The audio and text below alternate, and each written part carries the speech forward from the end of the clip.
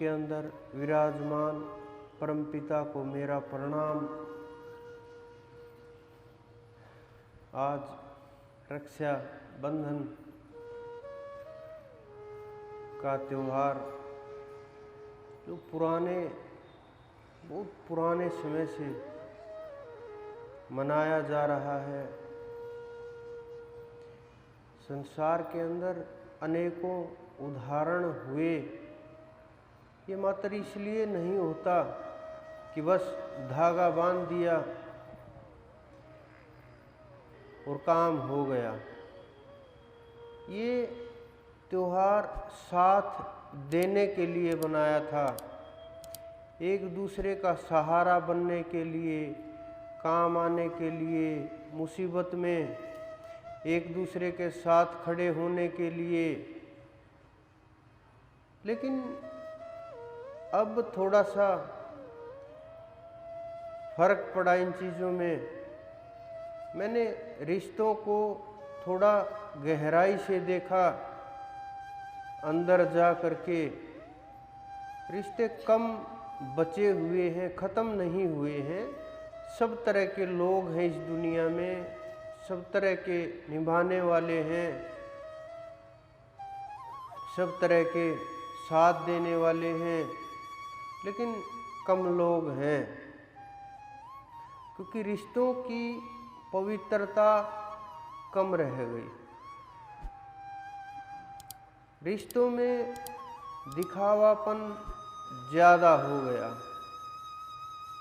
कि अगर हमने ये किया तो वो रूठ जाएंगे, ऐसा हुआ वो रूठ जाएंगे। इस प्रकार की जो सोच, वो परिवार का जो तालमेल था वो कम हो गया। आपस का जो प्यार था वो कम हुआ। और परिवारों के अंदर जो बाहर रिश्ते बनाए जाते हैं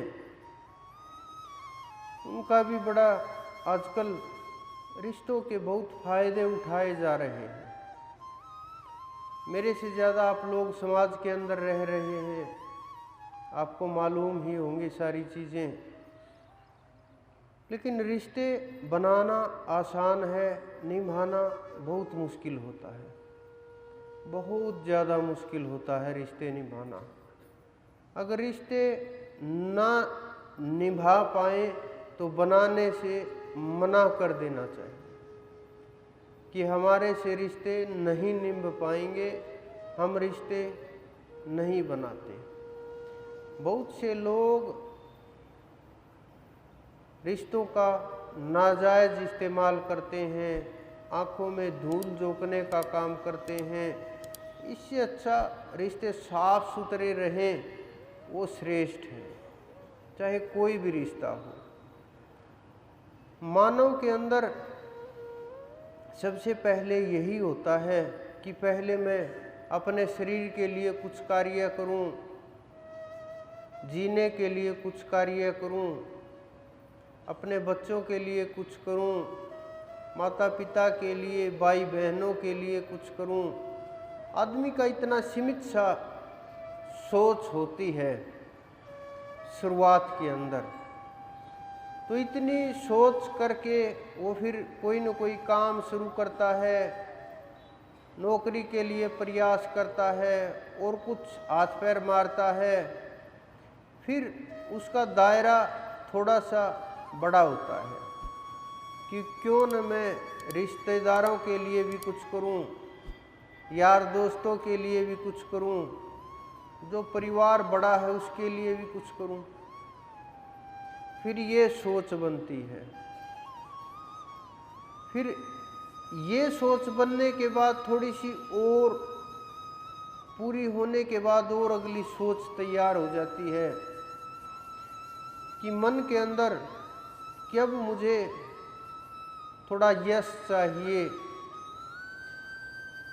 वो किसी भी प्रकार से मिले, चाहे दान के द्वारा मिले, चाहे सेवा के द्वारा मिले, चाहे किसी भी प्रकार से, चाहे लोगों को भोजन करा के मिले या और समाज की भलाई करके मिले।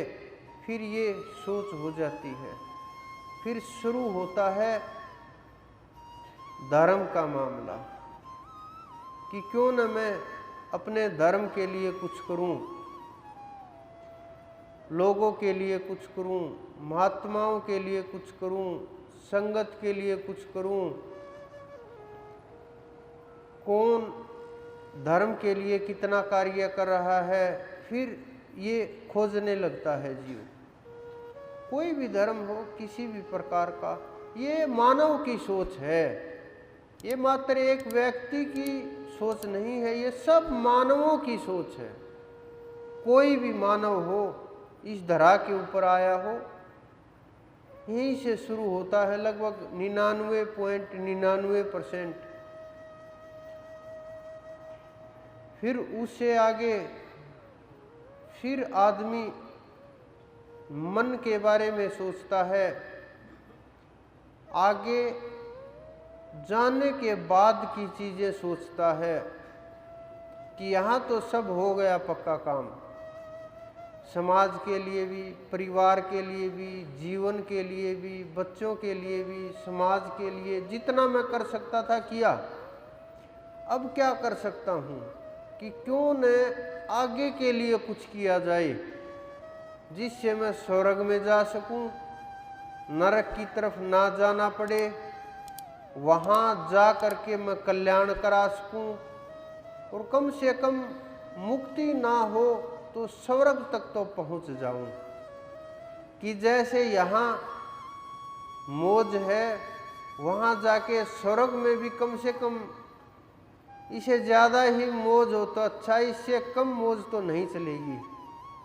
और अब सारे काम ही हो गए तो छोटे मोटे भलाई के काम, दान दक्षिणा के, पूजा पाठ के, मंदिरों में जाने के, छोटे मोटे पाठ करवा देना, यज्ञ हवन करवा देना, ये फिर उस श्रेणी में आ जाते हैं कि आदमी ये भी सोचता है कि पुण्य भी मिलेगा, समाज में भी ख्याति फैलेगी, और कुछ देवता परमात्मा भी खुश होंगे तो धन बढ़ करके थोड़ा आ जाएगा।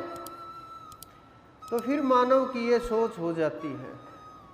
इसके बाद मानव मन के ऊपर सोचने लगता है।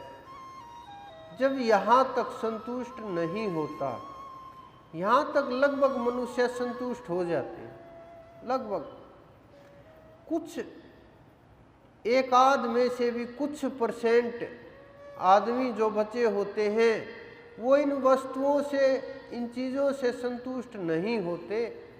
उनके दिमाग में जो चीज़ें चल रही होती हैं वो कुछ और ही लेवल की होती हैं,